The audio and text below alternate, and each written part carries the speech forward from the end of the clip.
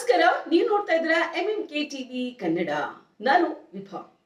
ಮೊದಲಿಗೆ ಹೆಡ್ಲೈನ್. ತಂದೆಯಿಂದಲೇ ಇಬ್ಬರು ಮಕ್ಕಳ ಹತ್ಯೆ, ತಾಜ್ ಹೋಟೆಲ್ ಕೊಲೆ ಪ್ರಕರಣಕ್ಕೆ ಸ್ಫೋಟಕ ಟ್ವಿಸ್ಟ್. ಬೆಂಗಳೂರಿನಲ್ಲಿ ಭೀಕರ ರಸ್ತೆ ಅಪಘಾತ, NH48 ರಲ್ಲಿ ಲಾರಿಗೆ ಹಿಂಬದಿಯಿಂದ ಬೊಲೆರೋ ಡಿಕ್ಕಿ. ದಾಬಸ್ಪೇಟೆ ರಾಷ್ಟ್ರೀಯ ಹೆದ್ದಾರಿ 648 ರಲ್ಲಿ ಭೀಕರ ಅಪಘಾತ. ಸೊಸೈಟಿ ಚುನಾವಣೆಯಲ್ಲಿ ಬಿಜೆಪಿ ಜೆಡಿಎಸ್ ಮೈತ್ರಿಗೆ ಭರ್ಜರಿ ಗೆಲುವು. ಸೆಕ್ಯೂರಿಟಿ ಗಾರ್ಡ್ ಮೇಲೆ ಕಾರು ಹತ್ತಿಸಲು ಯತ್ನ, ಗೇಟ್ಗೆ ಗುದ್ದಿ ಕಾಂಪೌಂಡ್ ಒಳಗೆ ನುಗ್ಗಿದ ಕಾರು ಪಲ್ಟಿ ಹೊಡೆದು ಕೂದಲೆಳೆಯ ಅಂತರದಲ್ಲಿ ಪಾರಾದ ಸೆಕ್ಯೂರಿಟಿ ಗಾರ್ಡ್. ಪರಿಹಾರ ನೀಡಲು ವಿಳಂಬ, ಕಲಬುರಗಿ ಡಿಸಿ, ಎಡಿಸಿ, ಎಸಿ ಸರ್ಕಾರಿ ಕಾರುಗಳು ಜಪ್ತಿ. ಕೋರ್ಟ್ ಆದೇಶ ಪಾಲಿಸದ ಜಿಲ್ಲಾಡಳಿತಕ್ಕೆ ಶಾಕ್. ತುಮಕೂರಿನಲ್ಲಿ ಭೀಕರ ರಸ್ತೆ ಅಪಘಾತ ಸಂಭವಿಸಿದ್ದು, ಅಪಘಾತದ ತೀವ್ರತೆಗೆ ಇಬ್ಬರು ಸ್ಥಳದಲ್ಲೇ ಮೃತಪಟ್ಟಿರುವ ಘಟನೆ ನಡೆದಿದೆ. ತುಮಕೂರು ತಾಲೂಕಿನ ಸೊರೆಕುಂಟೆ ಗೇಟ್ ಬಳಿ ರಾಷ್ಟ್ರೀಯ ಹೆದ್ದಾರಿ 48 ರಲ್ಲಿ ಈ ದುರ್ಘಟನೆ ಸಂಭವಿಸಿದೆ. ಟ್ರ್ಯಾಕ್ಟರ್ಗಳನ್ನ ಸಾಗಿಸುತ್ತಿದ್ದ ಲಾರಿಗೆ ಹಿಂಬದಿಯಿಂದ ಬೊಲೆರೋ ವಾಹನ ಡಿಕ್ಕಿ ಹೊಡೆದಿದ್ದು, ಬೊಲೆರೋದಲ್ಲಿದ್ದ ಇಬ್ಬರು ಮೃತಪಟ್ಟಿದ್ದಾರೆ. ಮೃತರನ್ನು 50 ವರ್ಷದ ಷಣ್ಮುಗ ಎಂದು ಗುರುತಿಸಲಾಗಿದ್ದು, ಮತ್ತೋರ್ವ ಸಹ ಪ್ರಯಾಣಿಕನ ಗುರುತು ಇನ್ನೂ ಪತ್ತೆಯಾಗಿಲ್ಲ. ತುಮಕೂರಿನ ರಾಷ್ಟ್ರೀಯ ಹೆದ್ದಾರಿ 48 ರಲ್ಲಿ ಭೀಕರ ರಸ್ತೆ ಅಪಘಾತ ಸಂಭವಿಸಿದೆ. ಬೆಂಗಳೂರಿನಿಂದ ತುಮಕೂರು ಮಾರ್ಗವಾಗಿ ಚಿತ್ರದುರ್ಗದತ್ತ ತೆರಳುತ್ತಿದ್ದ ಬೊಲೆರೋ ವಾಹನ ಸೊರೆಕುಂಟೆ ಗೇಟ್ ಬಳಿ ಟ್ರ್ಯಾಕ್ಟರ್ಗಳನ್ನು ಸಾಗಿಸುತ್ತಿದ್ದ ಲಾರಿಗೆ ಹಿಂಬದಿಯಿಂದ ಡಿಕ್ಕಿ ಹೊಡೆದಿದೆ. ಡಿಕ್ಕಿಯ ರಭಸಕ್ಕೆ ಬೊಲೆರೋ ವಾಹನ ಸಂಪೂರ್ಣ ನಜ್ಜುಗುಜ್ಜಾಗಿದ್ದು, ವಾಹನದಲ್ಲಿದ್ದ ಇಬ್ಬರು ಸ್ಥಳದಲ್ಲೇ ಮೃತಪಟ್ಟಿದ್ದಾರೆ. ಮೃತರನ್ನು 50 ವರ್ಷದ ಷಣ್ಮುಗ ಎಂದು ಗುರುತಿಸಲಾಗಿದೆ. ಮತ್ತೋರ್ವ ಸಹ ಪ್ರಯಾಣಿಕನ ಹೆಸರು ಹಾಗೂ ಗುರುತು ಇನ್ನೂ ತಿಳಿದು ಬಂದಿಲ್ಲ. ಅಪಘಾತದ ಹಿನ್ನೆಲೆಯಲ್ಲಿ ರಾಷ್ಟ್ರೀಯ ಹೆದ್ದಾರಿ 48 ರಲ್ಲಿ ಕೆಲಕಾಲ ಸಂಚಾರ ಅಸ್ತವ್ಯಸ್ತಗೊಂಡಿತು. ಸುದ್ದಿ ತಿಳಿಯುತ್ತಿದ್ದಂತೆ ಕೋರು ಪೊಲೀಸ್ ಠಾಣೆಯ ಪೊಲೀಸರು ಸ್ಥಳಕ್ಕೆ ಭೇಟಿ ನೀಡಿ ಪರಿಶೀಲನೆ ನಡೆಸಿದ್ದಾರೆ. ಮೃತದೇಹಗಳನ್ನು ಮರಣೋತ್ತರ ಪರೀಕ್ಷೆಗಾಗಿ ತುಮಕೂರು ಜಿಲ್ಲಾಸ್ಪತ್ರೆ ಶವಾಗಾರಕ್ಕೆ ರವಾನಿಸಲಾಗಿದೆ. ಇನ್ನು ನಜ್ಜುಗುಜ್ಜಾಗಿದ್ದ ಬೊಲೆರೋ ವಾಹನವನ್ನು ಕ್ರೇನ್ ಸಹಾಯದಿಂದ ರಸ್ತೆಯಿಂದ ತೆರವುಗೊಳಿಸಲಾಗಿದೆ. ಅಪಘಾತಕ್ಕೆ ನಿಖರ ಕಾರಣವೇನು ಎಂಬುದರ ಕುರಿತು ಪೊಲೀಸರು ತನಿಖೆ ಮುಂದುವರೆಸಿದ್ದಾರೆ.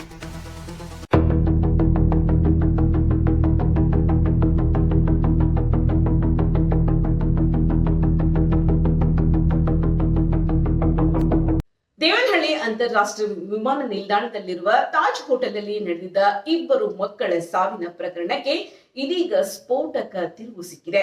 ತಂದೆಯೇ ತನ್ನ ಇಬ್ಬರು ಮಕ್ಕಳನ್ನ ಹತ್ಯೆ ಮಾಡಿ ಬಳಿಕ ತಾನೂ ಆತ್ಮಹತ್ಯೆಗೆ ಯತ್ನಿಸಿದ್ದಾನೆ ಎಂಬ ಶಂಕೆ ವ್ಯಕ್ತವಾಗಿದೆ.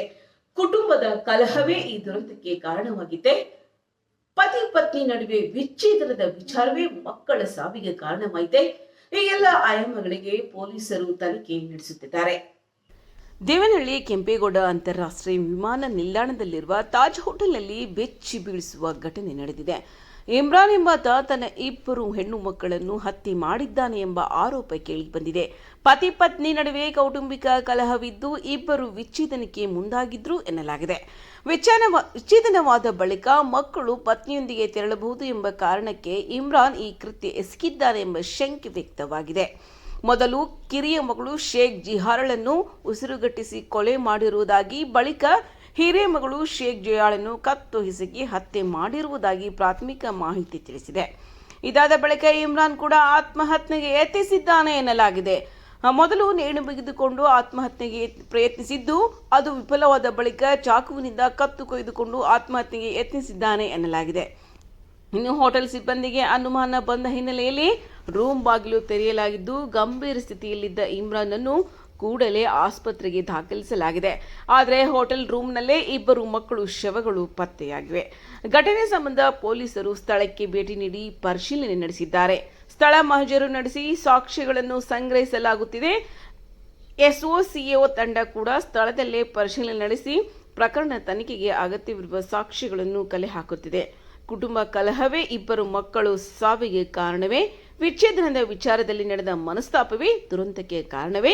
ಈ ಎಲ್ಲ ಪ್ರಶ್ನೆಗಳಿಗೆ ಪೊಲೀಸ್ ತನಿಖೆಯ ಬಳಿಕವೇ ಸ್ಪಷ್ಟ ಉತ್ತರ ಸಿಗಬೇಕಿದೆ.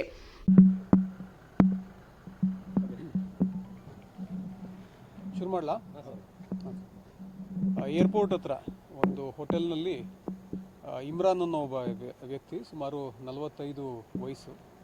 ಈತ ಮತ್ತು ಈತನ ಇಬ್ಬರು ಹೆಣ್ಮಕ್ಳು, 10 ವರ್ಷದ ಒಬ್ಬ ಮಗಳು, 8 ವರ್ಷದ ಇನ್ನೊಂದು ಮಗಳು. ನಿನ್ನೆ ಈವ್ನಿಂಗ್ ಅರೌಂಡ್ 5:30 ಅಷ್ಟೊತ್ತಿಗೆ ಚೆಕ್ ಇನ್ ಮಾಡ್ತಾರೆ. ಇವತ್ತು ಸಂಜೆ ಸುಮಾರು 4 ಗಂಟೆ ಅಷ್ಟೊತ್ತಿಗೆ ಹೋಟೆಲ್ ಸ್ಟಾಫು, ಕ್ಲೀನಿಂಗ್ ಸ್ಟಾಫ್ ಹೋಗ್ಬಿಟ್ಟು ಬಾಗಿಲನ್ನ ತಟ್ಟಿದಾಗ ಯಾರೂ ಕೂಡ ರೆಸ್ಪಾಂಡ್ ಮಾಡೋದಿಲ್ಲ. ಸೊ ಇವರಿಗೆ ಸ್ವಲ್ಪ ಸಂಶಯ ಬಂದು ಸೆಕ್ಯೂರಿಟಿ ಆಫೀಸರ್ಸ್ನು ಕೂಡ ಕರ್ಕೊಂಡು ಎಂಟ್ರ್ ಆಗ್ತಾರೆ ರೂಮ್ ಒಳಗಡೆ ಎಂಟ್ರ್ ಆದಾಗ ಇಬ್ಬರು ಹೆಣ್ಮಕ್ಳು ಏನಿರ್ತಾರೆ ಅವರು ಮೃತಪಟ್ಟಿರ್ತಾರೆ. ಸೊ ಅವರ ಶವ ಹಾಸಿಗೆ ಮೇಲೆ ಬಿದ್ದಿರ್ತದೆ. ಈತ ಕೂಡ ಸೂಸೈಡ್ ಮಾಡ್ಕೊಳ್ಳಿಕ್ಕೆ ಅಂತಂದು ಚಾಕುವಿನಲ್ಲಿ ಕತ್ತನ್ನು ಕೂಡ ಕೊಯ್ಕೊಳ್ಳಿಕ್ಕೆ ಪ್ರಯತ್ನ ಮಾಡಿರ್ತಾನೆ.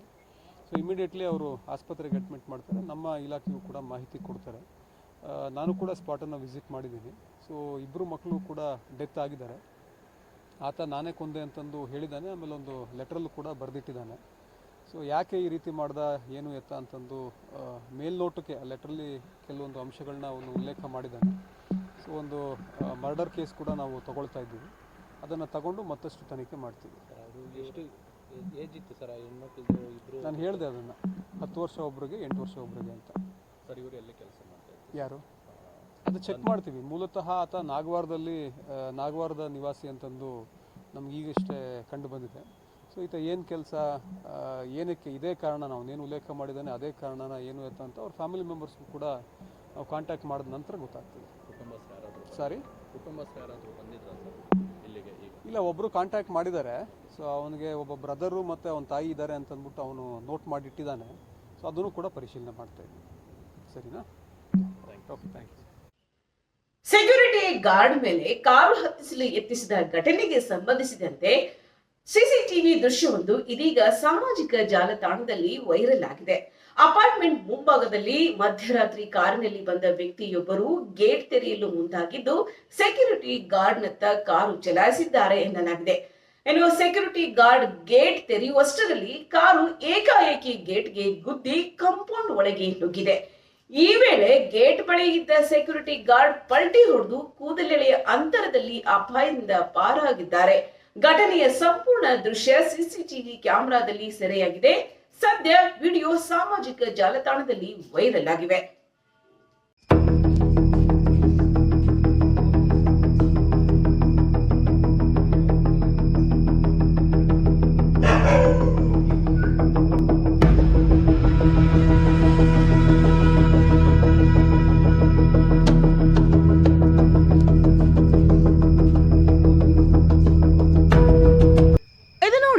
ಸೆಕ್ಯೂರಿಟಿ ಗಾರ್ಡ್ ಜೀವ ಉಳಿಸಿಕೊಂಡ ಭಯಾನಕ ಕ್ಷಣ.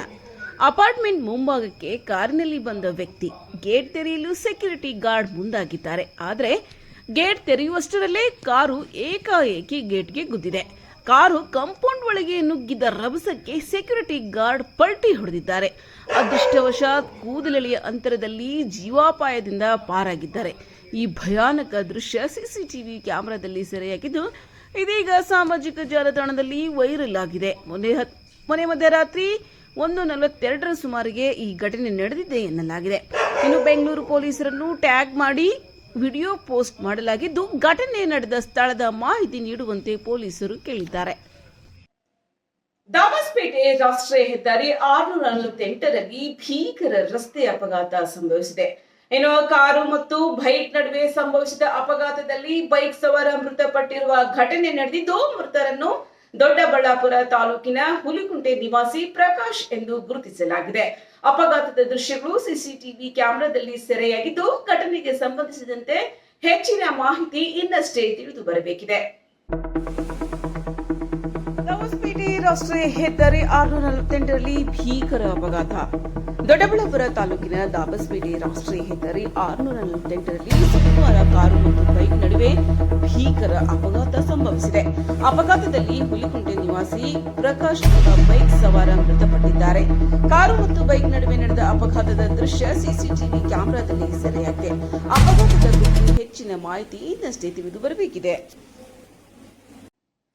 ದೇವನಹಳ್ಳಿ ವಿಧಾನಸಭಾ ಕ್ಷೇತ್ರದ ತುಬಗೇರಿ ಹೋಬಳಿಯ ತುಬಗೇರಿ ವಿವಿಧೋದ್ದೇಶ ಪ್ರಾಥಮಿಕ ಗ್ರಾಮೀಣ ಕೃಷಿ ಸಹಕಾರಿ ಸಂಘದ ಚುನಾವಣೆಯಲ್ಲಿ ಬಿಜೆಪಿ ಜೆಡಿಎಸ್ ಮೈತ್ರಿ ಬೆಂಬಲಿತ ಅಭ್ಯರ್ಥಿಗಳು ಭರ್ಜರಿ ಗೆಲುವನ್ನು ಸಾಧಿಸಿದ್ದಾರೆ. ಗೆಲುವು ಸಾಧಿಸಿದ ನೂತನ ನಿರ್ದೇಶಕರು ಹಾಗೂ ಚುನಾವಣೆಯಲ್ಲಿ ಸ್ಪರ್ಧಿಸಿದ್ದ ಎಲ್ಲ ಅಭ್ಯರ್ಥಿಗಳನ್ನ ಜೆಡಿಎಸ್ ಪಕ್ಷದ ವತಿಯಿಂದ ಅಭಿನಂದಿಸಲಾಯಿತು. ದೇವನಹಳ್ಳಿ ಶಾಸಕರ ಗೃಹ ಕಚೇರಿ ಬಳಿ ನಡೆದ ಅಭಿನಂದನಾ ಸಮಾರಂಭದಲ್ಲಿ ಮಾಜಿ ಶಾಸಕರಾದ ನಿಸರ್ಗ ನಾರಾಯಣ ಸ್ವಾಮಿ ಜೊತೆಗೆ ಹಲವರು ಭಾಗಿಯಾಗಿದ್ದರು. ತುಬಗೇರಿ ಸೊಸೈಟಿ ಚುನಾವಣೆಯಲ್ಲಿ ಬಿಜೆಪಿ ಜೆಡಿಎಸ್ ಮೈತ್ರಿಕೂಟದ ಅಭ್ಯರ್ಥಿಗಳಿಗೆ ಭರ್ಜರಿ ಜಯವಾಗಿದೆ. ಚುನಾವಣೆಯಲ್ಲಿ ಗೆಲುವು ಸಾಧಿಸಿದ ನೂತನ ನಿರ್ದೇಶಕರು ಹಾಗೂ ಸ್ಪರ್ಧಿಸಿದ್ದ ಎಲ್ಲ ಅಭ್ಯರ್ಥಿಗಳಿಗೆ ಜೆಡಿಎಸ್ ಪಕ್ಷದ ವತಿಯಿಂದ ಆತ್ಮೀಯವಾಗಿ ಸನ್ಮಾನಿಸಿ ಅಭಿನಂದನೆಯನ್ನು ಸಲ್ಲಿಸಲಾಯಿತು. ಈ ವೇಳೆ ಮಾತನಾಡಿದ ದೇವನಹಳ್ಳಿ ವಿಧಾನಸಭಾ ಕ್ಷೇತ್ರದ ಮಾಜಿ ಶಾಸಕರಾದ ನಿಸರ್ಗ ನಾರಾಯಣ ಸ್ವಾಮಿ, ಮೈತ್ರಿಕೂಟದ ಅಭ್ಯರ್ಥಿಗಳ ಗೆಲುವು ಕಾರ್ಯಕರ್ತರ ಶ್ರಮ ಹಾಗೂ ಸಾರ್ವಜನಿಕರ ನಂಬಿಕೆಗೆ ಸಿಕ್ಕ ಪ್ರತಿಫಲ ಎಂದು ಹೇಳಿದರು. ನೂತನವಾಗಿ ಆಯ್ಕೆಯಾಗಿರುವ ನಿರ್ದೇಶಕರು ರೈತರ ಹಿತಾಸಕ್ತಿ ಹಾಗೂ ಕ್ಷೇತ್ರದ ಅಭಿವೃದ್ಧಿಗೆ ಪ್ರಾಮಾಣಿಕವಾಗಿ ಶ್ರಮಿಸಬೇಕೆಂದು ಕರೆ ನೀಡಿದರು. ಇನ್ನು ಕಾರ್ಯಕ್ರಮದಲ್ಲಿ ಬೆಂಗಳೂರು ಗ್ರಾಮಾಂತರ ಜಿಲ್ಲಾಧ್ಯಕ್ಷ ಕೆವಿ ಮಂಜುನಾಥ್, ತಾಲೂಕಾಧ್ಯಕ್ಷ ಎಸ್ ಮಹೇಶ್, ಕಾರ್ಯಾಧ್ಯಕ್ಷ ಜಿಎ ರವೀಂದ್ರ, ಪ್ರಧಾನ ಕಾರ್ಯದರ್ಶಿ ಮನೋಹರ್ ಸೇರಿದಂತೆ ಹಲವು ಮುಖಂಡರು ಹಾಗೂ ಎನ್ಡಿಎ ಮೈತ್ರಿಕೂಟದ ನಾಯಕರು ಮತ್ತು ಕಾರ್ಯಕರ್ತರು ಉಪಸ್ಥಿತರಿದ್ದರು. ತುಬಗೇರಿ ಸೊಸೈಟಿ ಚುನಾವಣೆಯಲ್ಲಿ ಮೈತ್ರಿಕೂಟದ ಗೆಲುವಿನ ಬೆನ್ನಲ್ಲೇ ಕಾರ್ಯಕರ್ತರಲ್ಲಿ ಸಂಭ್ರಮ ಮನೆ ಮಾಡಿದೆ. ಯಾವುದೇ ಚುನಾವಣೆಗಳು ಎದುರಿಸಬೇಕಾದ್ರೆ ನಮ್ಮಲ್ಲಿ ಒಗ್ಗಟ್ಟಾಗಿ ಪ್ರಯತ್ನವನ್ನ ಮಾಡಬೇಕು. ಇವತ್ತು ಅವರು ಹಣಕಾಸಿನಿಂದ ಚುನಾವಣೆ ಮಾಡ್ತೀನಿ ಅಂದ್ರೆ ಅದಕ್ಕೆ ಜನ ಬೆಲೆ ಕೊಡಲ್ಲ. ನಾವು ತುಬಗೇರಿ ಹೋಬಳಿಯಲ್ಲಿ 2018ರಲ್ಲಿ ನಾನು ಶಾಸಕನಾಗಿ ಆದಂತ ಸಂದರ್ಭದಲ್ಲಿ ಮಾಡಿರ್ತಕ್ಕಂಥ ಅಭಿವೃದ್ಧಿ ಕೆಲಸಗಳು ಜೊತೆಗೆ ನಮ್ಮ ಪಕ್ಷದ ಮತ್ತು ಬಿಜೆಪಿ ಎನ್ಡಿಎ ಮೈತ್ರಿ ಪಕ್ಷದ ಎಲ್ಲ ಮುಖಂಡರುಗಳು ಒಗ್ಗಟ್ಟ ಸೇರಿ ನಮ್ಮ ಏನು ಇವತ್ತು ಕಾರ್ಯಕರ್ತರನ್ನ ಅಧಿಕಾರನ ಕೊಡಿಸೋದಕ್ಕೆ ನಾವು ಪ್ರಯತ್ನ ಪಟ್ಟಿದ್ದಾರೆ. ಅವ್ರಿಗೆಲ್ಲ ನಾನು ಈ ಸಂದರ್ಭದಲ್ಲಿ ಅವ್ರಿಗೆ ಧನ್ಯವಾದಗಳನ್ನ ಅರ್ಪಿಸ್ತೀನಿ. ಜೊತೆಗೆ ತುಬಗೇರಿ ಹೋಬಳಿಯಲ್ಲಿ ಇವತ್ತು VSSN ಸೊಸೈಟಿ ಪ್ರಾರಂಭ ಆದಾನಿಕ ಇವತ್ತಿನವರೆಗೂ ಯಾವುದೇ ನಮ್ಮ ವಿರೋಧ ಪಕ್ಷಕ್ಕೆ ಬಿಟ್ಕೊಡದೆ ಅವರೇ ಆಡಳಿತ ನಡೆಸ್ಕೊಂಡ್ ಬಂದಿದ್ರು. ಅವರು ಆಡಳಿತ ಜನಗಳಿಗೆ ವಿರೋಧಿ ಅಲೆ ಆಗಿತ್ತು.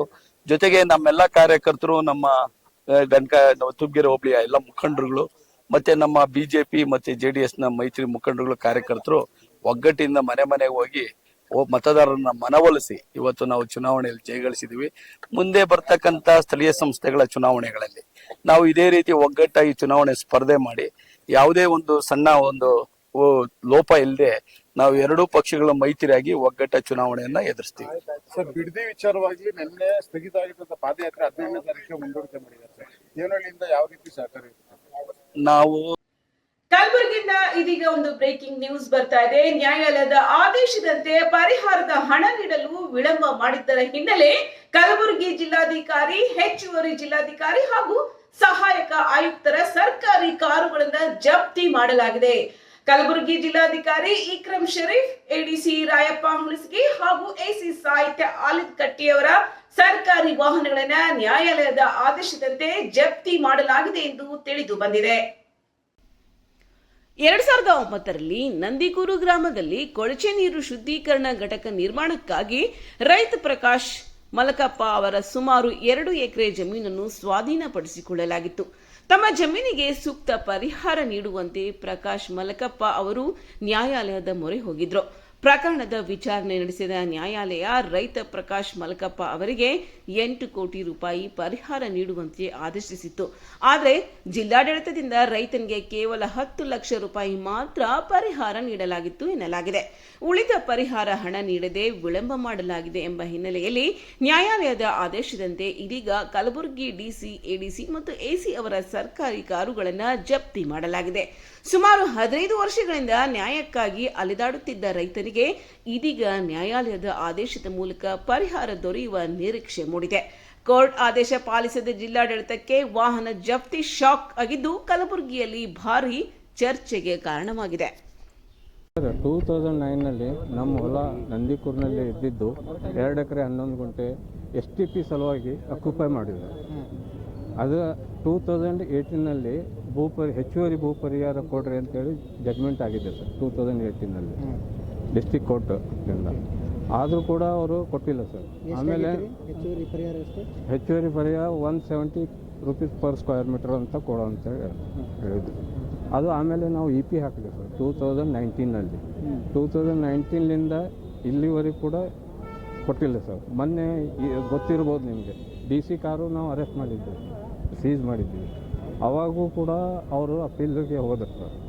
ಮೊದಲೇ ಅಪೀಲ್ ಡಿಸ್ಮಿಸ್ ಆಗಿತ್ತು ಸರ್. ಮತ್ತು ಇವರು ಡಿ ಸಿ ಕೂಡ ಹೋದರು ಸರ್ ಅಲ್ಲಿ ಹೈಕೋರ್ಟ್ನಲ್ಲಿ ಅಟ್ಲೀಸ್ಟ್ 50% ಆದರೂ ಅವರಿಗೆ ಕೊಡ್ರಿ. ಯಾಕಂದರೆ ಸುಮಾರು ವರ್ಷ ಆದವು. ನಮ್ಮ ತಾಯರು 3 ವರ್ಷ ಅಕ್ಕಪಕ್ಕ ಜಮೀನುಗಳು ಆಗಿದ್ದಾವೆ, ನಮ್ಗೆ ಯಾಕೆ ಆಗಿಲ್ಲಪ್ಪ ಅಂಥೇಳಿ ಮನಸ್ಸಿಗೆ ನೋವು ಮಾಡಿಕೊಂಡು ತೀರ್ಕೊಂಡು ಬಿಟ್ಟಿದ್ದಾರೆ. ಮನಸ್ಸಿಗೆ ನೋವಾಗಲ್ಲ ಸರ್. ಒಬ್ಬರಿಗೆ 2 ಎಕರೆ 11 ಗುಂಟೆ ಹೋಗಿ ಪೈಸಾನು ಬಂದಿಲ್ಲ ರೀ ನಿಮ್ಗೆ. ಫಸ್ಟ್ ಎಷ್ಟು ಕೊಟ್ಟರು? ಅದು ಮಾಮೂಲಿ ಇದು ನಾವು ಕನ್ಸಲ್ಟ್ ಏನಿರುತ್ತೆ ಮಾಮೂಲಿ 2 ಲಕ್ಷ ಕೊಟ್ಟಿದ್ದಾರೆ. ಆಮೇಲೆ ಕಮಿಷನರ್ ಕಾರ್ ಸೀಸ್ ಮಾಡಿದಾಗ ಒಂದು 5 ಲಕ್ಷ, ಆಮೇಲೆ ಒಂದು 5 ಲ್ಯಾಕ್ಸ್ ಮೊನ್ನೆ ಒಂದು ಸ್ವಲ್ಪ ಮನೇಲಿ ಪ್ರಾಬ್ಲಮ್ ಇದ್ದಿದ್ದಕ್ಕೆ ಮತ್ತು 10 ಲಕ್ಷ, ಒಂದು 12-13 ಲಕ್ಷ ಕೊಟ್ಟರು. ಇಲ್ಲಿವರೆಗೆ ಇನ್ನೂ 8 crore ಇದೆ ಸರ್. 2024ನಲ್ಲಿ ಜಿಲ್ಲಾಡಳಿತದಿಂದ ಪ್ರಪೋಸಲ್ ಹೋಗಿದೆ ಸರ್. DMAಗೆ ಪ್ರಪೋಸಲ್ ಸರ್ಕಾರಕ್ಕೆ ಹೋಗಿದೆ. ಟೋಟಲ್ ಅದೇ 170 rupees ಪರ್ ಸ್ಕ್ವೇರ್. ಅಮೌಂಟ್ ಎಷ್ಟು? ಅಮೌಂಟ್ ಟೋಟಲ್ 2024ವರೆಗೂ 8 crore ಪ್ರಪೋಸಲ್ ಕಳಿಸಿದ್ದಾರೆ ಸರ್. ಈಗ ಮತ್ತೆ 1.5 ವರ್ಷ ಆಗತ್ತೆ. ಇದು ಮತ್ತೆ ಇನ್ನೂ ಲೆಕ್ಕ ಮಾಡಿ ಆಮೇಲೆ ಸರ್ ಹೇಗೆ ಸರ್ ಇದು ಏನು ನನಗೆ ಅರ್ಥ ಆಗ್ತಾಯಿಲ್ಲ. ನ್ಯಾಯಾಲಯದಲ್ಲೂ ನಮಗೆ ನ್ಯಾಯ ಸಿಗ್ತಾ ಇಲ್ಲ ಅಂದರೆ ನಾವು ಎಲ್ಲಿ ಹೋಗ್ಬೇಕು ಸರ್? ಇದು ಕೋರ್ಟ್ ಇದೆ. ಈಗ ಕಾರ್ ಔಟ್ ಇವರು ಜಡ್ಜ್ ಕೂಡ ಸಿಟಿಗೆ ಬಂದ್ಬಿಟ್ಟಿದ್ದಾರೆ. ಏನು ದಿನ ಅವ್ರಿಗೆ ಅರೆಸ್ಟ್ ಮಾಡ್ಕೊಂಡು ಹೋದೀವಿ, ಇವ್ರಿಗೆ ಅರೆಸ್ಟ್ ಮಾಡ್ಕೊಂಡು ಹೋಗಿವಿ, ಏನು ಪರಿಹಾರನೇ ಏನೂ ಆಗ್ತಾಯಿಲ್ಲ ಸರ್. ಈಗ ಯಾರ್ಯಾರು ಗಾಡಿ ಇದು ಏನು ಮಾಡಿರೋದು? ಈಗ ನಾವು ಇದು DC ಮತ್ತು ನಮ್ಮ AC ಕಮಿಷನರ್ದು ಮಾಡಿದ್ರು. ಅವ್ರು ಹೋಗಿದ್ರು ಸರ್. ಅವ್ರು ಹೇಳ್ತಾ ಇದ್ದಾರೆ 3. ನಿಮ್ಮ ಹೆಸರು ಸರ್? ಪ್ರಕಾಶ್ ಮಲ್ಕಪ್ಪ.